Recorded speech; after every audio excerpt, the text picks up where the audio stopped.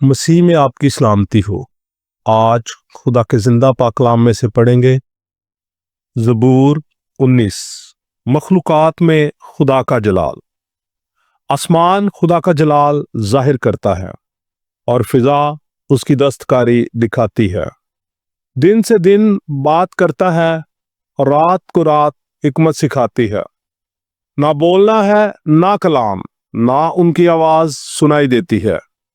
ان کا سر ساری زمین پر اور ان کا کلام دنیا کی انتہا تک پہنچا ہے۔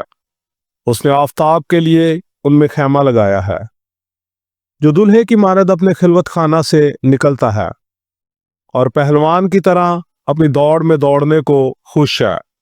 وہ آسمان کی انتہا سے نکلتا ہے اور اس کی گشت اس کے کناروں تک ہوتی ہے، اور اس کی حرارت سے کوئی چیز بے بہرا نہیں۔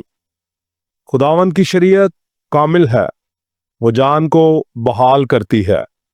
خداوند کی شہادت برحق ہے، نادان کو دانش بخشتی ہے۔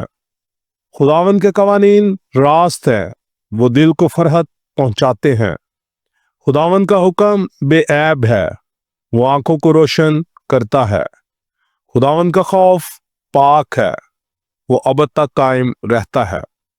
خداوند کے احکام برحق اور بالکل راست ہے، وہ سونے سے بلکہ بہت کندن سے زیادہ پسندیدہ ہے۔ وہ شہد سے بلکہ چھتے کے ٹپکوں سے بھی شیریں ہے۔ نیز ان سے تیرے بندے کو آگاہی ملتی ہے، ان کو ماننے کا اجر بڑا ہے۔ کون اپنی بھول چوک کو جان سکتا ہے؟ تو مجھے پوشیدہ عیبوں سے پاک کر، تو اپنے بندے کو بے باکی کے گناہوں سے باز رکھ۔